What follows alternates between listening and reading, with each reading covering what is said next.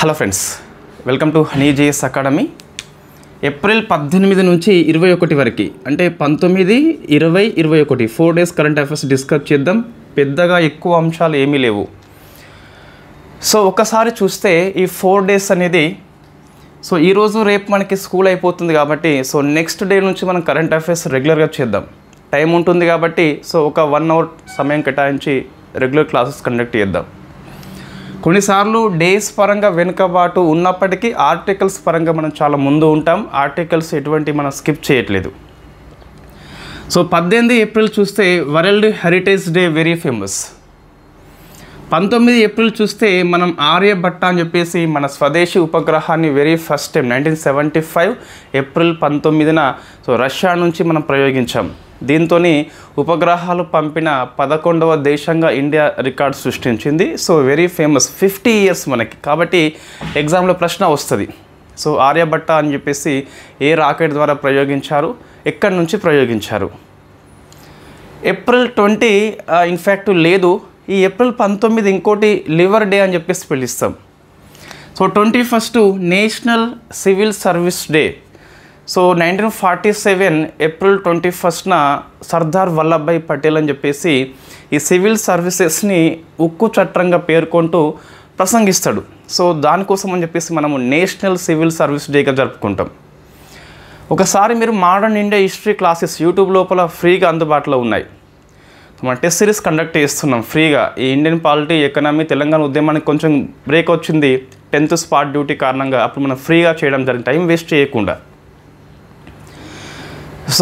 ఇక్కడ మీరు ఆ టెస్ట్ సిరీస్ రాస్తున్నారు కదా, అందులో మీకు బ్రిటిష్ పాలసీ అని చెప్పేసి ఉంటుంది, అందులో సివిల్ సర్వీసెస్ పాలసీ అని చెప్పేసి ఉంటుంది. అక్కడ మనం డిస్కస్ చేయడం జరిగింది. ఒకసారి చూసుకోండి, చాలా బాగా అర్థమవుతుంది. బ్రిటిష్ యొక్క పోలీస్ పాలసీ ఎలా ఉంటుంది, సివిల్ సర్వీసెస్ పాలసీ ఎలా ఉంటుంది. ఫస్ట్ చూస్తే మనం ఏప్రిల్ 18 వచ్చేసి వరల్డ్ హెరిటేజ్ డే. హెరిటేజ్ మనకి ప్రపంచ వారసత్వ దినం అని చెప్పేసి పిలుస్తాం అన్నట్టు.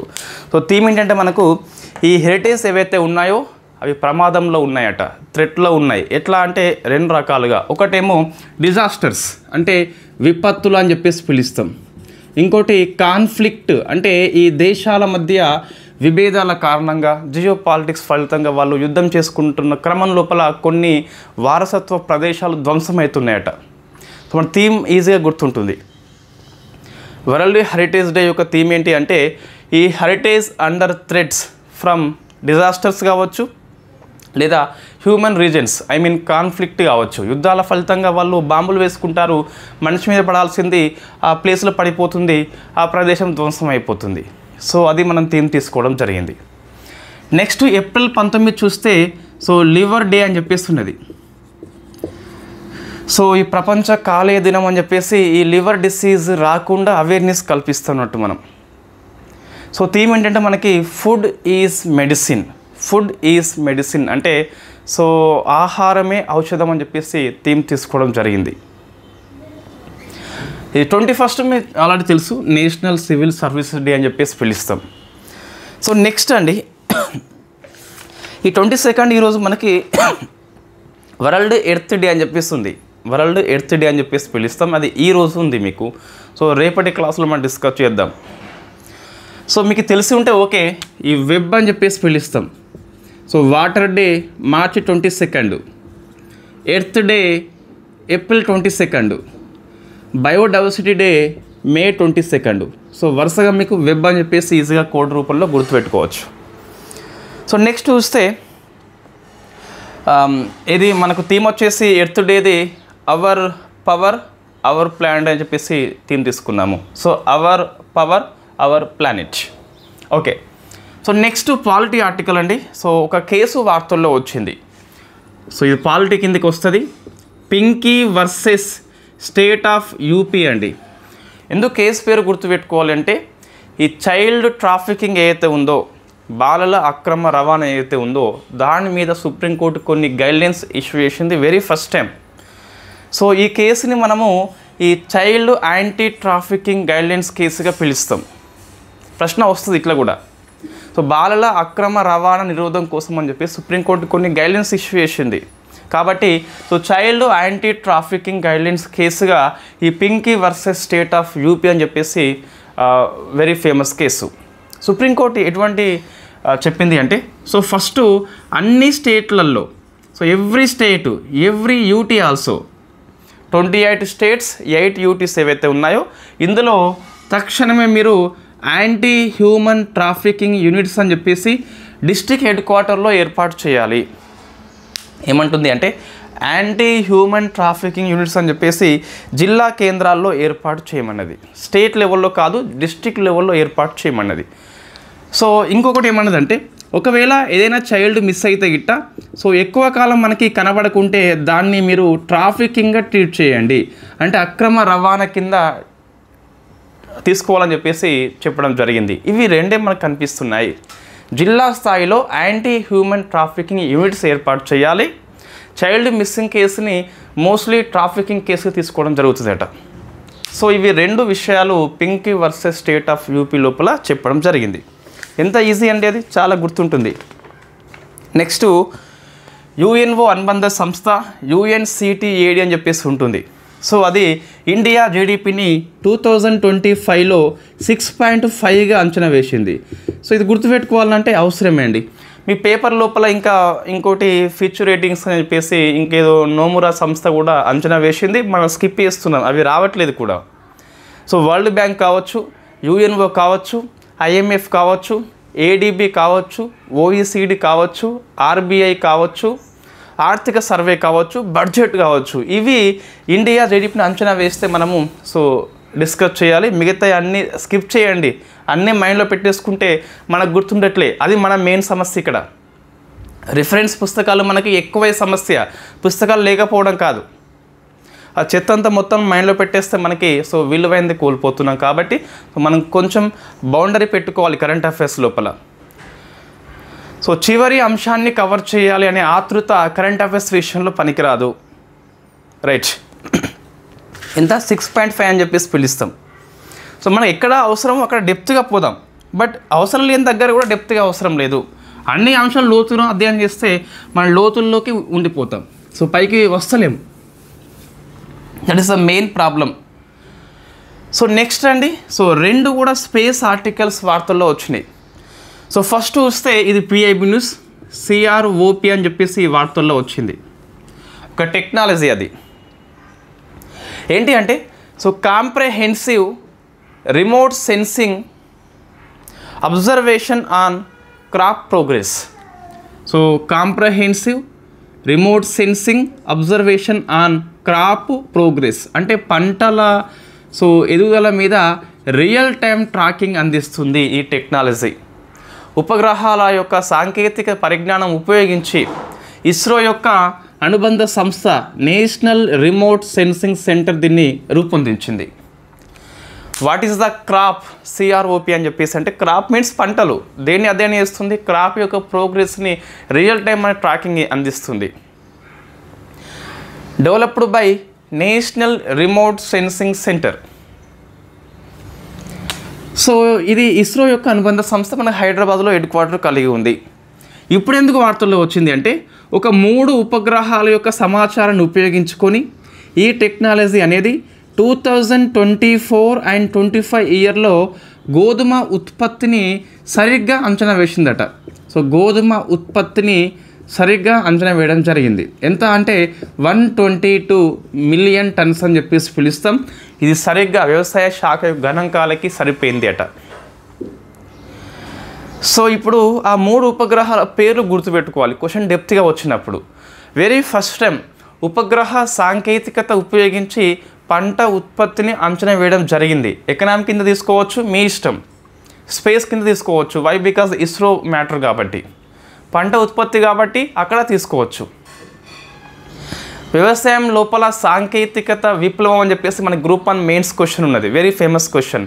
అక్కడ ఈ పాయింట్ మనం రాసుకోవచ్చు అప్డేట్స్ని.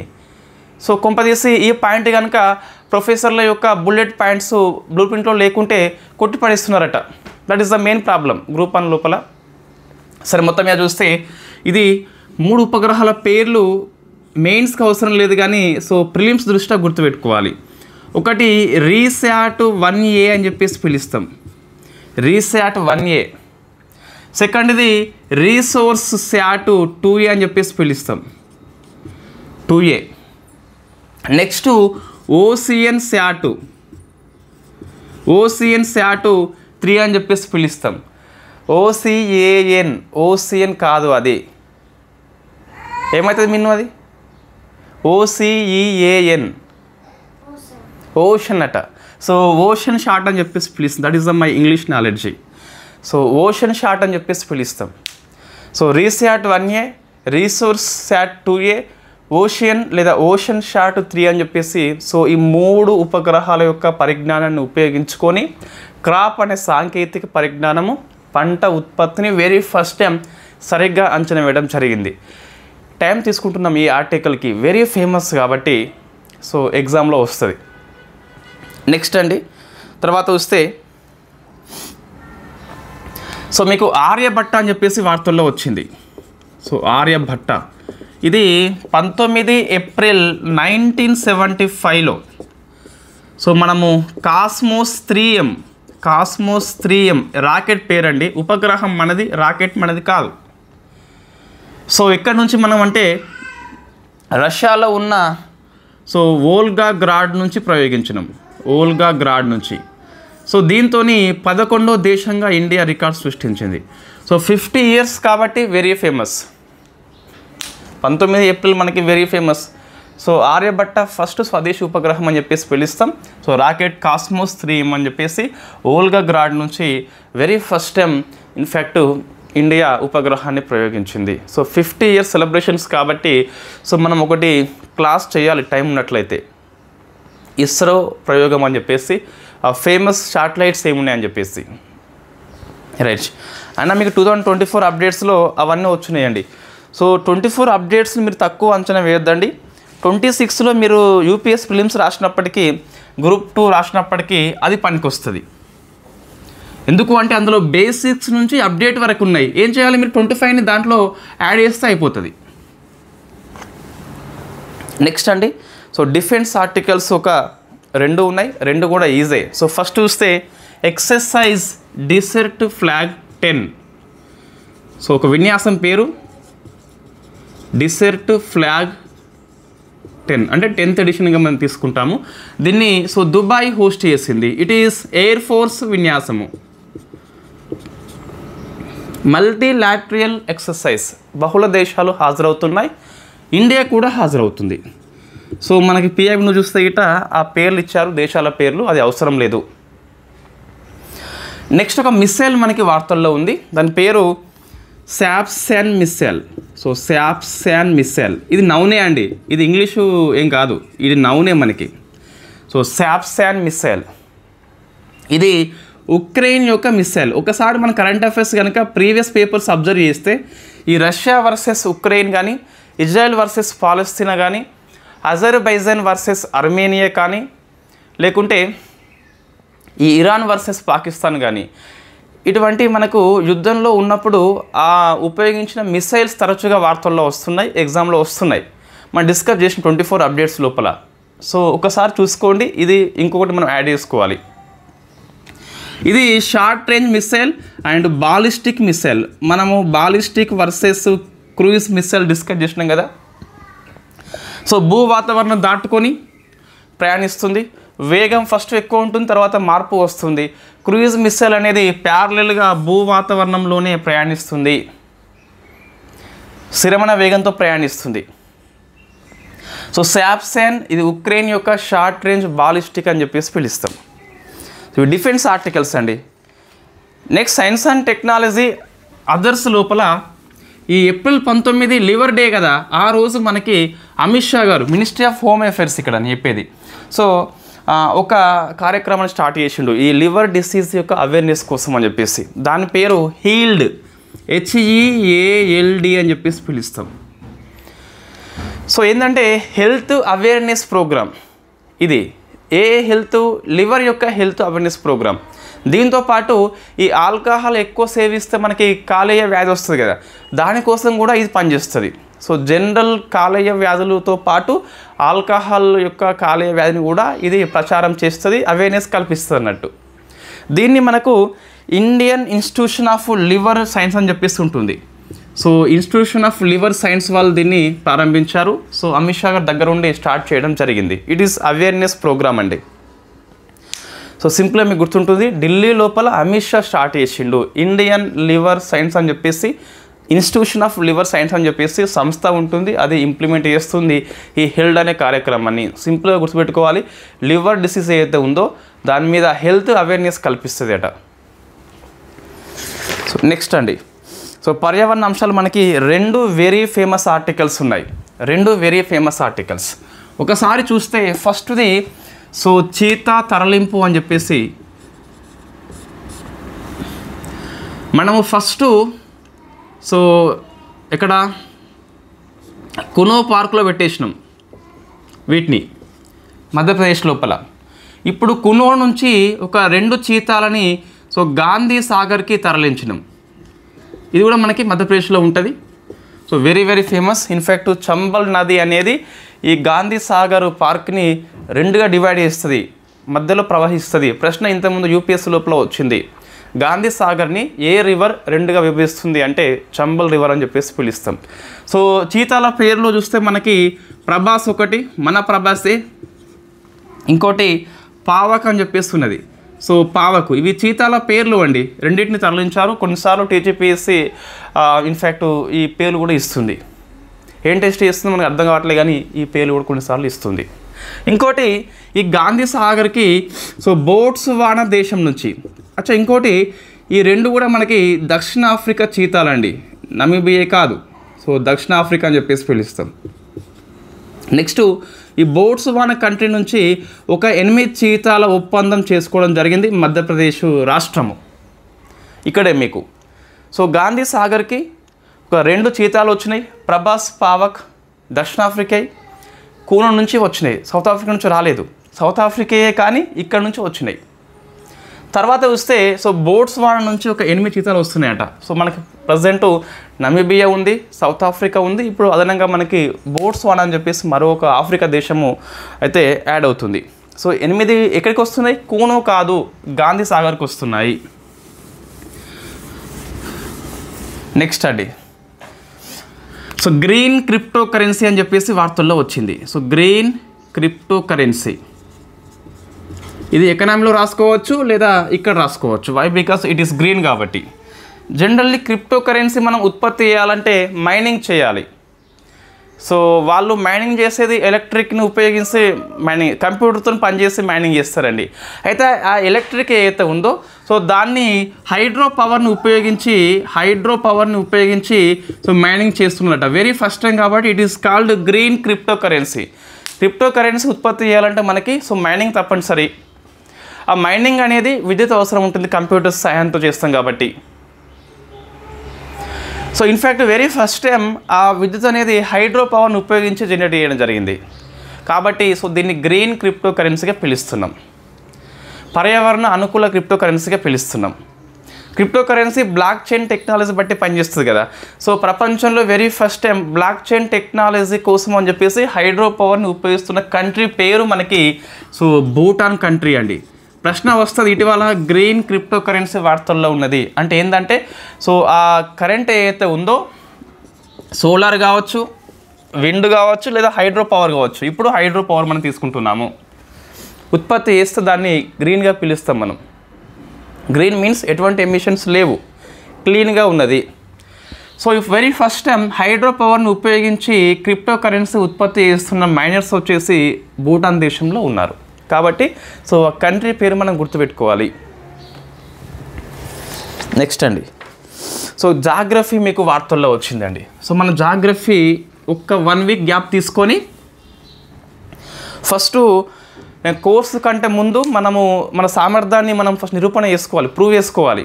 సో పాలిటీ కంటే ముందు పాలిటీ కరెంట్ అఫైర్స్లో మనం ప్రూవ్ చేసుకున్నాం, ఎకనామీ ప్రూవ్ చేసుకున్నాం, ఎస్ఎన్టీ ప్రూవ్ చేసుకున్నాం.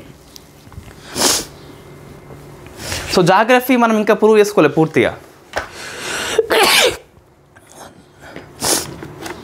ఈ పుస్తకం అండి, ఇది సో మాజిద్ హుస్సేన్ పుస్తకము. So world geography, India geography latest edition, 7th edition మనకి ఇది. సో ఇందులో వరల్డ్ జాగ్రఫీ ఉన్నది, తర్వాత ఇండియా కూడా ఉన్నది. హ్యూమన్ జాగ్రఫీ ఉంది, ఫిజికల్ జాగ్రఫీ ఉంది, ఎకనామిక్ జాగ్రఫీ మొత్తం ఉంది. సో ఇందులో ఉన్న సమాచారం ఆధారంగా మనం ఎన్సీఆర్టీ పుస్తకాలు ఏవైతే ఉన్నాయో వాటి ఆధారంగా మన స్టైల్లో ఒక నోట్స్ రాసుకొని ఎక్స్ప్లెయిన్ చేద్దాము. ఫస్ట్ యూట్యూబ్ లోపల world geography, physical geography explain చేద్దాం ఫ్రీగా. ఎందుకు ఫిజికల్ జాగ్రఫీ ఇండియా స్టార్ట్ చేయొచ్చు అని చెప్పేసి మీకు అనిపిస్తే, ఇండియాలో కొన్ని మనకు జాగ్రఫీలో పదాలు అర్థం కావాలంటే ఫిజికల్ జాగ్రఫీ అర్థం కావాలి. అక్షాంశాలు అంటాం, రేఖాంశాలు అంటాం, అది ఎక్కడ ఉంటుంది మనకి? ఫిజికల్ జాగ్రఫీ లోపల ఉంటుంది, వరల్డ్ జాగ్రఫీ లోపల ఉంటుంది. అగ్నిపర్వతం అంటాం, ఇక్కడ ఉంది ఇండియా లోపల. సో వాట్ ఈస్ ద అగ్నిపర్వతము, అది ఎలా ఏర్పడుతుంది? సో అది మీకు వరల్డ్ జాగ్రఫీ లోపల, ఫిజికల్ జాగ్రఫీ లోపల వస్తుంది.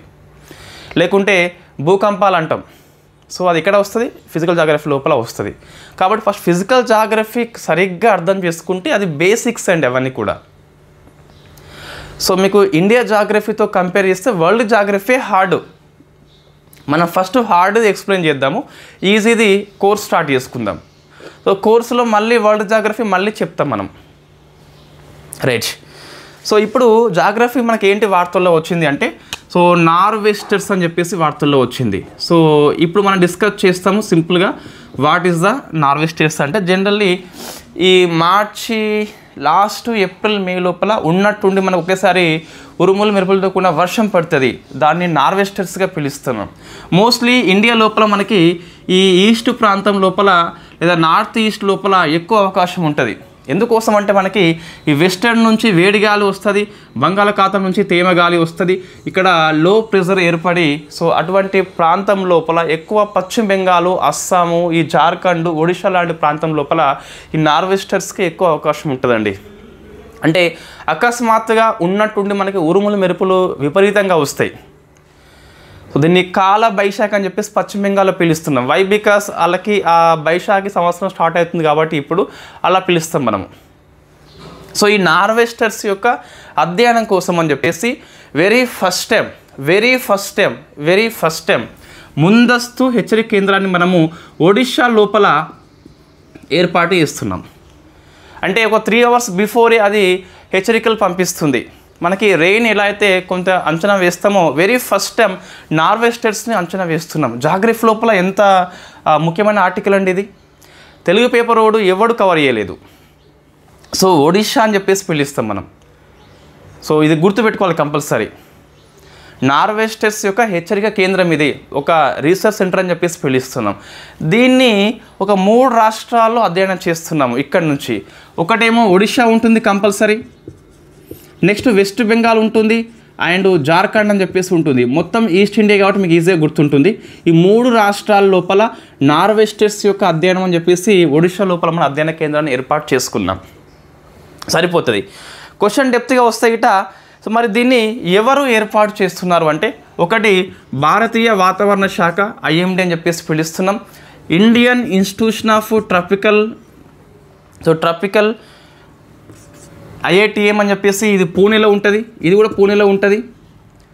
నెక్స్ట్ ఇంకొకటి national centre for weather forecasting అని చెప్పేసి పిలుస్తున్నాం, ఢిల్లీలో ఉంటుంది ఇది. సో ఈ 3 కలిపి ఏర్పాటు చేస్తున్నాయి. IMD ఒకటి, IITM ఒకటి, ఇంకోటి national centre for weather forecasting అని చెప్పేసి అంటే వాతావరణ అంచనా వేసే కేంద్రం అని చెప్పేసి పిలుస్తున్నాం. సో ఇది 3 కలిపి ఈ ఒడిషా లోపల ఈ ఒడిషా, వెస్ట్ బెంగాల్, జార్ఖండ్లో సంభవించే నార్వెస్టర్స్ని అధ్యయనం చేస్తారట very first time. Right. Next చూస్తే మీకు జాగ్రఫీ, వరల్డ్ జాగ్రఫీ లోపల వస్తుందండి. మనం అప్పుడు డీటెయిల్గా డిస్కస్ చేద్దాం. జస్ట్ ఒక 1 వీక్ సరిపోతుంది. మోస్ట్లీ నెక్స్ట్ మండే నుంచి మనము దీన్ని స్టార్ట్ చేస్తాం. జాగ్రఫీ లోపల ఫ్రీ సిరీస్ ఇది, వరల్డ్ జాగ్రఫీ అని చెప్పేసి. So next art and culture అండి. సో మన యునెస్కో యొక్క world register of memory of world రిజిస్టర్లో ఒక 2 చోటు వచ్చినాయి. ఒకటేమో భగవద్గీత అని చెప్పేసి పిలుస్తున్నాం. సో భగవద్గీత అంటే ఈ కృష్ణుడు అర్జునుడికి ఉపదేశం చేస్తాడు. మొత్తం 700 శ్లోకాలు ఉంటాయి ఇందులో. సో వ్యాసుడు వెరీ ఫేమస్ దీనికి. సెకండ్ది భరతముని యొక్క నాట్యశాస్త్రం అని చెప్పేసి. నాట్యశాస్త్రం ఎవరు రాసిందంటే భరతముని అని చెప్పేసి. సో ఇవి 2 కూడా యునెస్కో యొక్క మెమోరీ ఆఫ్ వరల్డ్ రిజిస్టర్లో వచ్చినాయి. ఏంటి MWR అంటే ఈ ప్రపంచవ్యాప్తంగా ఉన్న డాక్యుమెంటేషన్ని ఇది భద్రపరుస్తుంది. సో గుర్తింపును కూడా ఇస్తుంది అన్నట్టు. 2 ఇవి రెండితోని ఇండియా లోపల ఎన్ని వచ్చినాయి అంటే 14 అని చెప్పేసి పేపర్లో వచ్చింది.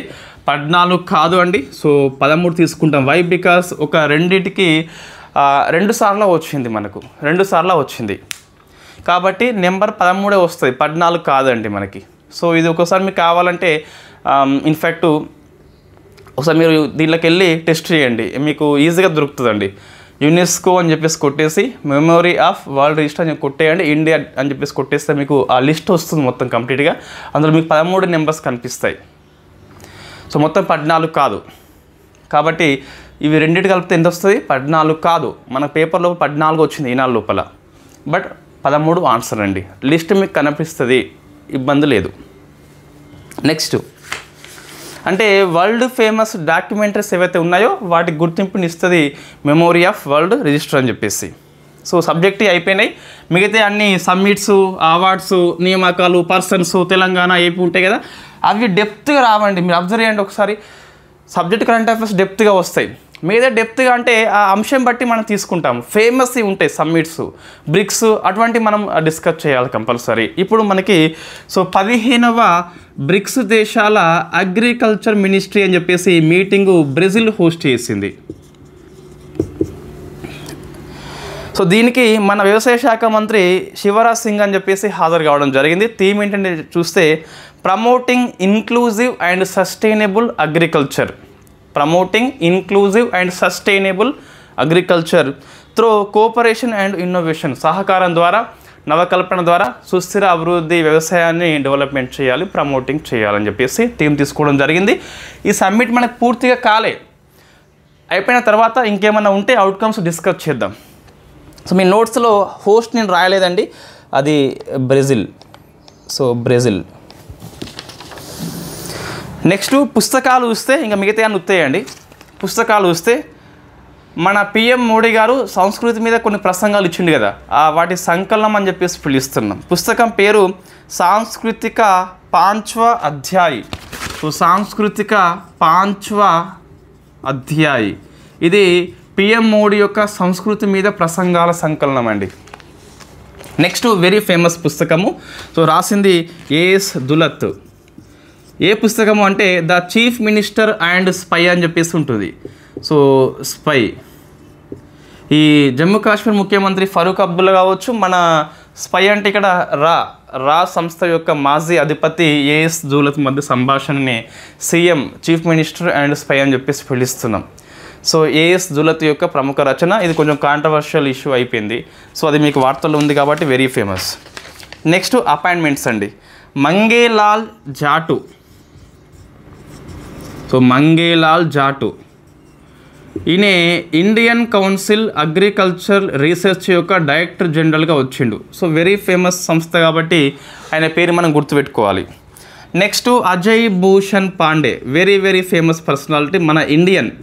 సో అజయ్ భూషణ్ పాండే ఈయన ఎవరు అంటే so Asia infrastructure investment bank, ఇది బీజింగ్లో ఉంది కదా, సో చైనా దేశం లోపల, దీని యొక్క డిప్యూటీ ప్రెసిడెంట్గా, ఉప అధ్యక్షుడిగా మన భారతీయుడు ఎన్నికైంది కాబట్టి so very famous personality Ajay Bhushan Pandey అని చెప్పేసి పిలుస్తున్నాం. AB Pandey, kill bill Pandey కాదు. సో ఇక్కడ ఇట్లా మనం గుర్తుపెట్టుకోవచ్చు. సో చైనాలో ఉంది కాబట్టి చైనా ప్లస్ ఇండియా మనకి ఎప్పటికీ కిల్ బిల్ అవుతుంది, చంపుకుంటాం మనము, సైనికులు యుద్ధం చేస్తారు కాబట్టి అట్లా మనము గుర్తుపెట్టుకోవచ్చు కిల్ బిల్ పాండే అని చెప్పేసి, మీ ఇష్టం. నెక్స్ట్ పర్సన్ అండి. So doctor Mathew Samuel. So unfortunate చనిపోయిందండి, మనకు వార్తల్లో ఉన్న వ్యక్తి. దేనికి ఫేమస్ అంటే ఇండియన్ ఆంజియోప్లాస్టీ ఫాదర్గా ఫేమస్. సో ఇండియన్ ఆంజియోప్లాస్టీ పితామహుడిగా పిలుస్తున్నాం. వాట్ ఈజ్ ద ఆంజియోప్లాస్టీ అంటే మనకి సో గుండెకి రక్తాన్ని చేరవేసే వాటిని మనం ధమనులు అని చెప్పేసి పిలుస్తాం కదా. ధమనుల్లో మనకి సో అడ్డంకులు ఏర్పడ్డప్పుడు గుండెపోటు వస్తుంది. సో అడ్డంకులను తొలగించే ప్రక్రియ పేరే మనకి యాంజియోప్లాస్టీగా పిలుస్తున్నాం. ఈ యాంజియోప్లాస్టీ యొక్క పితామహుడే ఈ మాథ్యూ శామ్యూల్. అన్ఫార్చునేట్లీ చనిపోవడం జరిగింది, వయసు కూడా ఎక్కువ ఉంది.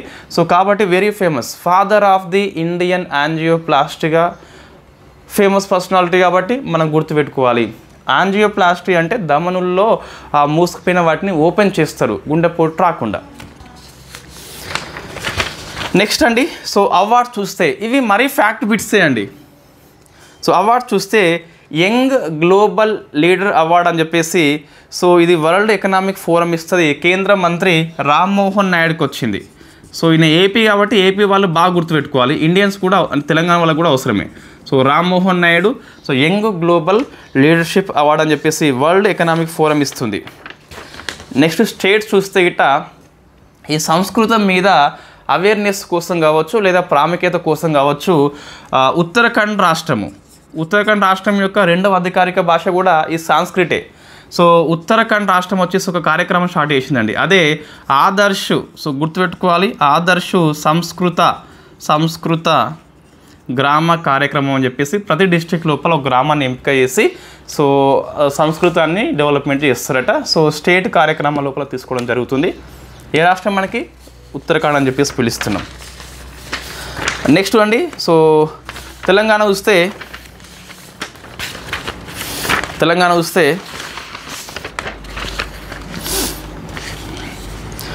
తెలంగాణ మనకి ఈ హీట్ వేవ్స్ ఏవైతే ఉన్నాయో సో హీట్ వేవ్స్, దాంతోపాటు ఈ సన్ స్ట్రోక్ని సో స్టేట్ డిజాస్టర్గా గుర్తించింది. సో వెరీ ఫస్ట్ టైం అండి. సో 4 లక్షలు ఇస్తారట, కాబట్టి గుర్తుపెట్టుకోవాలి ఇది స్టేట్ స్పెసిఫిక్, అంటే రాష్ట్రం యొక్క విపత్తుగా మనం దీన్ని పిలుస్తాం అన్నట్టు. సో హీట్ వేవ్స్ సన్ స్ట్రోక్ని 4 lakhs ఇస్తారట. నెక్స్ట్ అండి, మన ఉస్మానియా ఉంది కదా, సో ఆర్ట్స్ కాలేజ్ అని చెప్పేసి వెరీ ఫేమస్. సో అది ఇండియాలో 3వ రిజిస్టర్డ్ ట్రేడ్ మార్కింగ్ బిల్డింగ్ అని చెప్పేసి పిలుస్తున్నాం. సో థర్డ్ అండి, సో ట్రేడ్ మార్క్ బిల్డింగ్ అంటే ఈ ఆర్ట్స్ కాలేజీ యొక్క నిర్మాణ శైలిని ఎవరు అనుకరణ చేయవద్దు, ఎవరు కాపీ కొట్టద్దు, వాళ్ళ యొక్క అనుమతి లేకుండా ఎక్కడ ఎగ్జిబిట్ చేయవద్దు, సినిమాల్లో కావచ్చు ఎక్కడైనా సరే. So third trade mark building పిలుస్తాం మనం దీన్ని. వాళ్ళ యొక్క కాపీరైట్స్ మొత్తం వాళ్ళకే ఉంటాయి, ఆర్ట్స్ కాలేజీకే ఉంటాయి. ఇండియాలో థర్డ్ అండి. ఇంతకుముందు మనకి చూస్తే బాంబే స్టాక్ ఎక్స్చేంజ్ యొక్క భవనం కావచ్చు, తాజ్మహల్ ప్యాలెస్ హోటల్ కావచ్చు, తాజ్మహల్ కాదు ముంబైలో ఉన్న తాజ్మహల్ ప్యాలెస్ హోటల్ కావచ్చు, వాటికి వచ్చింది. ఇది థర్డ్ రిజిస్టర్డ్ ట్రేడ్ మార్క్ బిల్డింగ్గా పిలుస్తాం. సో తెలంగాణ వాళ్ళు బాగా గుర్తుపెట్టుకో, ఏది ఉస్మానియా మొత్తం కాదు, ఓన్లీ ఆర్ట్స్ కాలేజ్ అని చెప్పేసి పిలుస్తాం. నెక్స్ట్ మాల్ పంచాయతీ వార్తల్లో వచ్చింది. ట్రేడ్ మార్క్ బిల్డింగ్ అని చెప్పేసి గుర్తింపు వస్తే వాళ్ళ యొక్క అనుమతి లేకుండా వాళ్ళు ఏం ఫోటోలు వాడుకోరాదు. నెక్స్ట్ మాల్ పంచాయత్ అని చెప్పేసి ఉన్నది, ఇది రంగారెడ్డి డిస్టిక్ లోపల ఉంటుంది. దీనికి ఆత్మనిర్భర్ పంచాయతీ విభాగం లోపల జాతీయ అవార్డు వచ్చింది. సో మన పంచాయతీలకి జాతీయ అవార్డ్స్ వచ్చినప్పుడు ఎగ్జామ్లో వస్తున్నాయి. సో ఈ పంచాయతీ పేరు ఇస్తాడు, డిస్టిక్ అని చెప్పేసి క్వశ్చన్ వేస్తాడు. నెక్స్ట్ అబీద్ అలీ అని చెప్పేసి ఉన్నాడు. సో అబీద్ అలీ తెలంగాణ లోపల ప్రముఖ సో మంచి ఆల్రౌండర్ అండి ఇతను. సో హైదరాబాద్ లోపల పుట్టిండు, జాతీయ స్థాయి టీంకి ఆడిండు క్రికెట్ లోపల, వెరీ ఫేమస్ పర్సనాలిటీ, చనిపోవడం జరిగింది Abid Ali. So very famous personality. Koppula Eshwar పుస్తకం పేరు ఒక ప్రస్థానంగా పిలుస్తున్నాం. సో ఒక ప్రస్థానం అని చెప్పేసి కొప్పుల ఈశ్వర్ పుస్తకం పేరు అది. ఏపీ చూస్తే మనం డిస్కస్ చేసినాం కదా, సో ఎస్సీ వర్గీకరణ మీకు అమల్లోకి వచ్చిందండి. మొత్తం మీద 15% 59 కులాలకు పంచిపెట్టారు. సో ఫస్ట్ మోస్ట్ బ్యాక్వర్డ్ వాళ్ళు గ్రూప్ 1 కింద ఉంటారు, 12 కులాలు వీళ్ళకు 1% ఉంటుంది. గ్రూప్ 2లో చూస్తే మనకి సో 18 కులాలు 6.5 అని చెప్పేసి పిలుస్తున్నాం. సో గ్రూప్ 3లో చూస్తే 29 కులాలు వస్తాయి, మిగతా 7.5 అని చెప్పేసి పిలుస్తాం అన్నట్టు. సో స్టేట్ గవర్నమెంట్ యొక్క విద్యా సంస్థలు కావచ్చు, జాబ్స్ కావచ్చు, ఇది అప్లికేబుల్ అవుతుంది, సెంట్రల్ గవర్నమెంట్ జాబ్స్కి అప్లికేబుల్ కాదు. ఇది Telangana and AP current affairs, ఇతర స్టేట్స్ కరెంట్ అఫైర్స్. సో ఈరోజు ఎక్కువగా మనకి ఈ Pinky versus state of UP బాగా ఫోకస్ చేయండి. ఈ చైల్డ్ హ్యూమన్ ట్రాఫికింగ్ మీద సుప్రీంకోర్టు యొక్క గైడెన్స్ అని చెప్పేసి పిలుస్తాం. సెకండ్ది UNCTED ప్రకారము ఇండియా జీడిపి 6.5 అని చెప్పేసి ఉంది. స్పేస్ లోపల చూస్తే సో క్రాప్ అని చెప్పేసి వెరీ ఫస్ట్ టైం గోధుమ పంట ఉత్పత్తిని అంచనా వేసింది. సో సక్సెస్ఫుల్గా రీశాట్ 1A, రీసోర్స్ శాట్ 2, దాంతోపాటు ఓషన్ షాట్ 3 అని చెప్పేసి పిలుస్తున్నాం. సో ఆర్యభట్ట ఉపగ్రహాన్ని ప్రయోగించి 50 ఏళ్ళు అయిపోతుంది. కాస్మోస్ 3M అని చెప్పేసి రాకెట్ గుర్తుపెట్టుకోవాలి. ఓల్గా గ్రాడ్ అని చెప్పేసి మనం అక్కడి నుంచి ప్రయోగించడం జరిగింది. డిఫెన్స్ లోపల ఎక్సర్సైజ్ డిసెటర్ ఫ్లాగ్ అని చెప్పేసి సో దుబాయ్ హోస్ట్ చేస్తుంది. ఇండియా హాజరైంది. మల్టీలాటరల్ ఎయిర్ ఫోర్స్ విన్యాసం అని చెప్పేసి పిలుస్తున్నాం. ఇంకోటి అదేంది శాంసనా. సో అది ఉక్రెయిన్ యొక్క missile, short range and ballistic missile. పర్యావరణం చూస్తే సో ఈ చీత తరలింపు అని చెప్పేసి కూనో నుంచి గాంధీసాగర్కి 2 తరలించారు. దాంతోపాటు మధ్యప్రదేశ్ రాష్ట్ర ప్రభుత్వం వచ్చేసి బోట్స్వానా కంట్రీతో ఒప్పందం చేసుకుంది. 8 చీతాలు త్వరలో వస్తున్నాయట. నెక్స్ట్ గ్రీన్ క్రిప్టో కరెన్సీ అని చెప్పేసి భూటాన్ దేశం యొక్క ఆవిష్కరణ. హైడ్రో పవర్ని ఉపయోగిస్తుంది. నెక్స్ట్ ఈ భరతముని యొక్క నాట్యశాస్త్రము, భగవద్గీత ఇవి 2 కూడా ఈ యునెస్కో యొక్క మెమోరీ ఆఫ్ వరల్డ్ రిజిస్టర్లో చోటు వచ్చింది. మొత్తం 14 కాదు 13 అని చెప్పేసి పిలుస్తున్నాం. నెక్స్ట్ సో బ్రిక్స్ సమ్మిట్ని బ్రెజిల్ హోస్ట్ చేసింది, అగ్రికల్చర్ మినిస్ట్రీ అని చెప్పేసి. సో థీమ్ ఏంటి మనకంటే ఇంక్లూజివ్ అండ్ సస్టైనబుల్ అగ్రికల్చర్ని ప్రమోట్ చేయాలి. ఎట్లా అంటే కోఆపరేషన్తోని, ఇన్నోవేషన్తోని. నెక్స్ట్ అవార్డ్స్ చూస్తే గ్లోబల్ లీడర్షిప్ అవార్డ్ అని చెప్పేసి రామ్మోహన్ నాయుడుకి వచ్చింది. నెక్స్ట్ ఇంకేమున్నాయండి, సో నియామకాలు అని చెప్పేసి ఒక 2 ఉన్నాయి. అందులో ఒకటేమో సో మంగేలాల్ జాటు ICAR యొక్క director general, Ajay Bhushan Pandey Kill Bill Pandey చైనాలో ఉన్న AIIB యొక్క ఉప అధ్యక్షుడిగా ఎన్నికయ్యాడు. పుస్తకం చూస్తే సో 5వ అధ్యాయం అని చెప్పేసి మన PM మోడీ యొక్క ప్రసంగాల సంకలనము సంస్కృతి మీద ఉంటుంది. AS దూలత్ CM అండ్ స్పై అని చెప్పేసి పుస్తకం రాసిండు. ఇంకా చూస్తే సో ఉత్తరాఖండ్ వచ్చేసి సంస్కృతం మీద ఒక ప్రచార కార్యక్రమం కండక్ట్ చేస్తుంది. సో డిస్ట్రిక్ట్ లెవెల్లో ఒక గ్రామం తీసుకుంటారు అట. ఇది కరెంట్ అఫైర్స్ ఈరోజు. సో ఇట్లా మీకు నోటికి రావాలంటే ఏం చేయాలంటే ఒకసారి ప్రాక్టీస్ చేస్తే వస్తుంది. ఎవరికైనా రాయాలి ఒకసారి. అందుకే ఈ PDFని మనం ఎక్కువ ఎంకరేజ్ చేయవద్దు. మీరు తీసుకోండి, కానీ ఒకసారి మీరు క్లాస్ వింటూ రాస్తే బాగా గుర్తుంటుందండి. నేను వాస్తవంగా చదవలేదు దీన్ని. సో ఇప్పుడు నేను వచ్చినా చెప్పేస్తున్నా. సో ఆ క్రమం లోపల నోటికి వచ్చేసింది.